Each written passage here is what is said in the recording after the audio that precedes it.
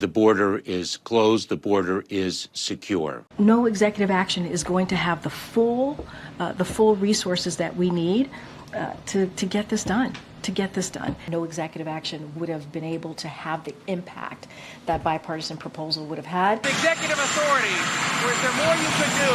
Absent not all I can do. So we have rescinded so many Trump immigration policies, it would take so much time to list them. Executive action on the border. Counting on the border action happened by itself. In order to make the changes, the fixes to border security, you got to have new legislation. President Joe Biden just revealed his most aggressive action on immigration yet. Standing alongside a group of mayors from cities along the border, he put a limit on the number of asylum seekers allowed into the U.S. who aren't taking legal channels like a port of entry. It's election year. So now that it's an election year, Joe Biden can magically sign an executive order that, according to them, will secure the border. The same border that they've been telling us is secure for the last 3 years. As far as the executive order itself, even if they actually enforce it, which I don't have a lot of confidence in them doing so, it's not designed to actually prevent illegal immigration at the southern border. What it's designed to do is to push people coming across the border to official points of entry, or to push people to their illegal immigration app. Yes, there actually is an app for that. 1,400 people who have made appointments through our CBP One app will be able to seek asylum in the United States through our ports of entry. When it comes to numbers, they claim that when the 7-day average of daily encounters exceeds 2,500, that then border officials will be prevented from admitting new asylum seekers, which for the record are not asylum seekers. It's wordplay that the administration has used and illegal immigrants have adopted to come here and say, I am seeking asylum, and they know that they're going to be allowed in. But it's an election year and illegal immigration is a big issue this time around, so they have to act like they care. And they knew that when they did this, the media would say he was shutting down the border. As he is now closing the border to illegal crossers starting at midnight. So reading this executive order, what I can say is in no way should it be described as shutting down the border. And I'll explain why. There are several exceptions to this executive order he's going to be announcing. Number one, this is not going to stop or slow the up to 1,500 migrants per day who are being released into the country by showing up at a CBP port of entry with an appointment on a cell phone app called CBP One. It's 1,000 to 1,500 every day, and then they're released into the country. This executive order does not touch that. That is exempted. It also exempts the controversial program where up to 30,000 migrants per month are flying directly into the United States from foreign countries via a mass parole program the Biden administration has put in place. That's for migrants from Cuba, Haiti, Nicaragua, and Venezuela. He's brought in over 450,000 people into the country that way so far. This executive order also does not touch that. So we are talking thousands of people coming into the country every single day that is left completely alone. What does the order? Well, excuse me, there's one more exception as well. Unaccompanied children and minors are not touched by this executive order. So that's going to raise concerns about possible child trafficking. The cartels will essentially be able to market to migrants and say, hey, give us your children. We'll get them across the border to the United States. We'll get them to the federal government. Pay us money. The United States isn't going to deport them. We'll get them across the border. The U.S. government will then get them wherever you want in the United States. That's exactly what's happening right now. There are other exceptions as well. Migrants are still able to claim fear once they're apprehended. Based on the details of this executive order and how it actually functions that we've learned so far today, I actually have to say I'm quite skeptical that this is going to have any kind of immediate, widespread, dramatic impact on the border, on the number of migrants who are crossing the border, and on the number of migrants who manage to stay in the United States as a result. And there's a few complicated reasons for that. But the main one is that I and a lot of other people were expecting that this authority to, quote unquote, close down the border was going to be dependent on the United States being able to summarily expel migrants with no due process, no access to the asylum system, immediately back into Mexico shortly after they cross. That does not appear to be the case, mainly because Mexico has not agreed to accept any more migrants than it already does. Just remember, this is how Joe Biden previously talked about illegal immigration.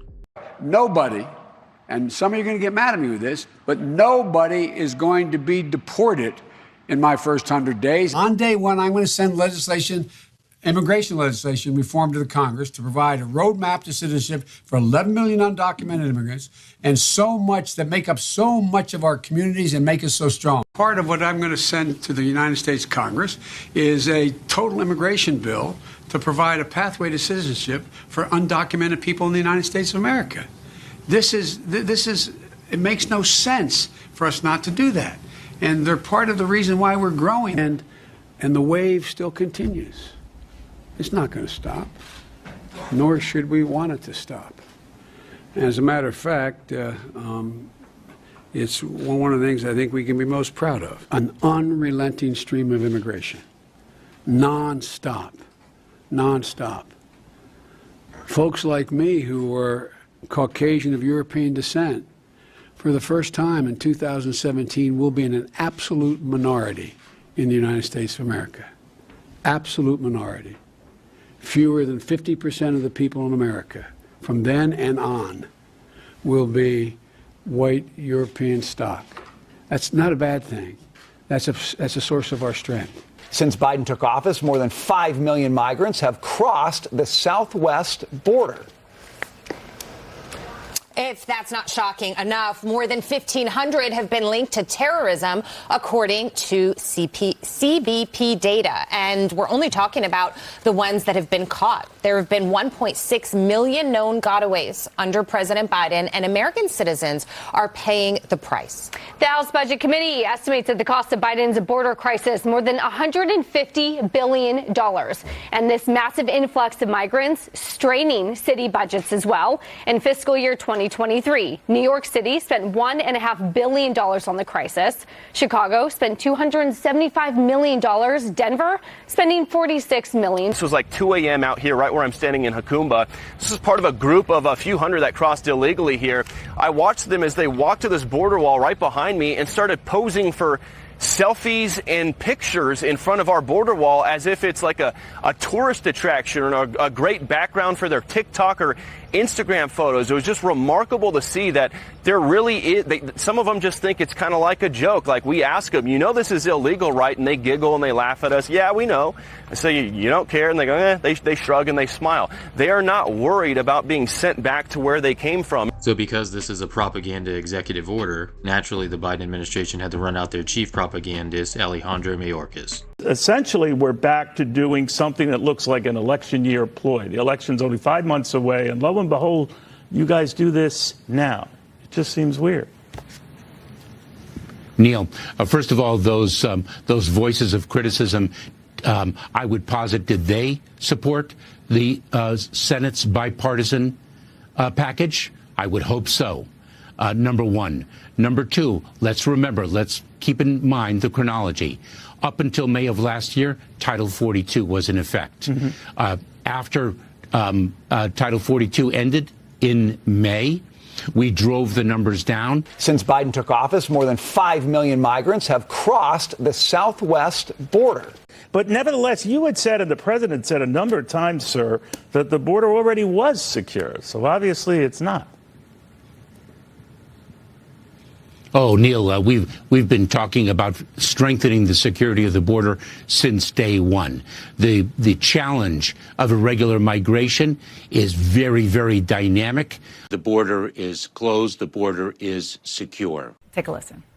The fact of the matter is there are laws on the books passed by Congress of the United States right now that authorize the executive branch to deny illegal entry. The president does not need new laws. The president needs a backbone to make sure that he enforces the immigration laws that are already on the books.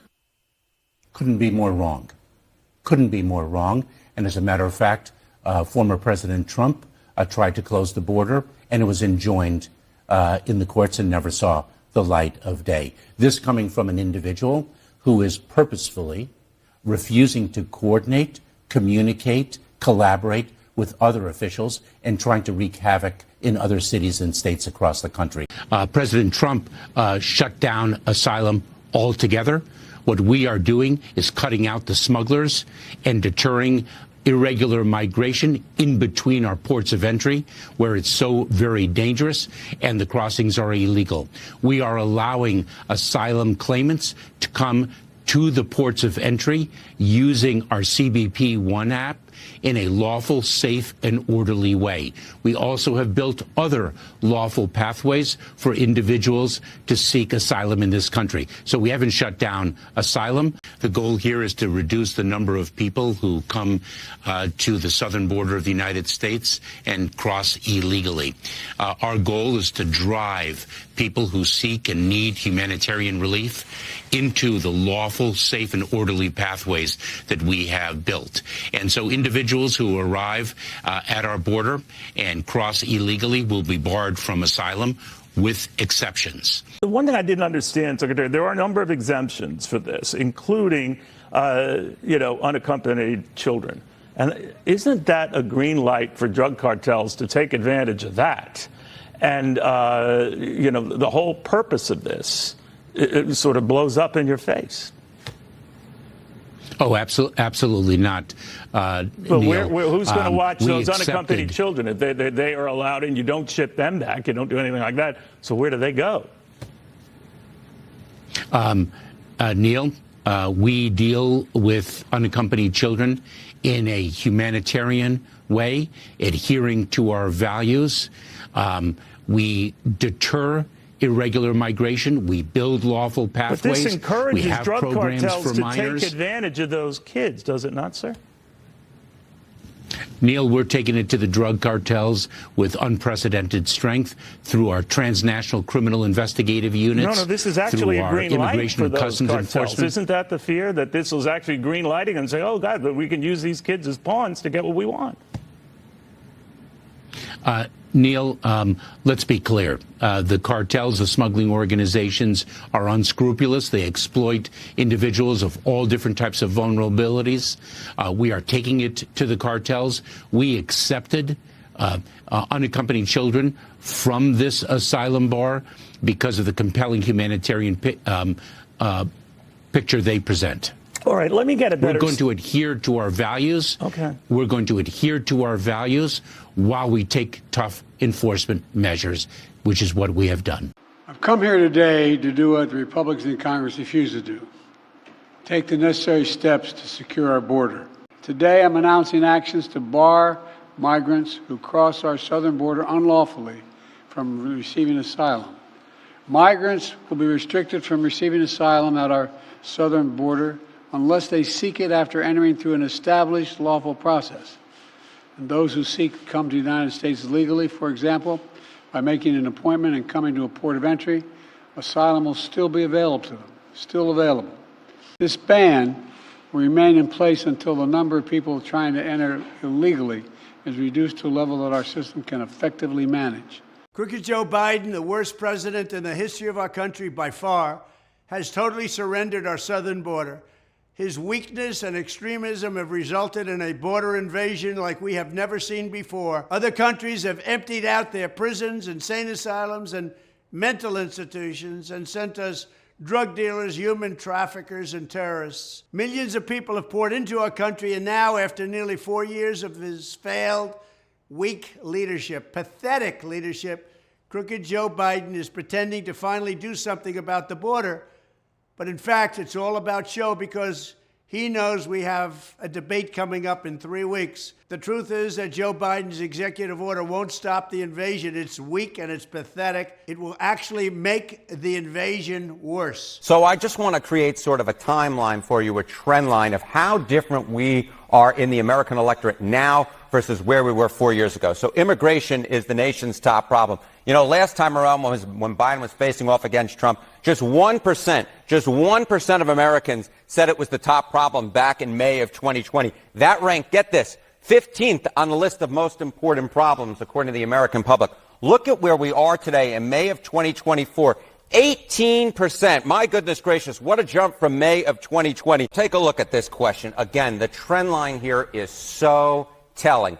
Would Biden or Trump do a better job on border security / immigration? You go back 4 years ago to June of 2020. Joe Biden held it within the margin of error, but still a slight lead at +1 point over Donald Trump on the issue of border security and immigration. Take a look now at May of 2024. Look at this movement in Donald Trump's direction. Now he is trusted on the issue of border security and immigration versus Joe Biden by a 27-point margin. An unrelenting stream of immigration. Non-stop. Non-stop.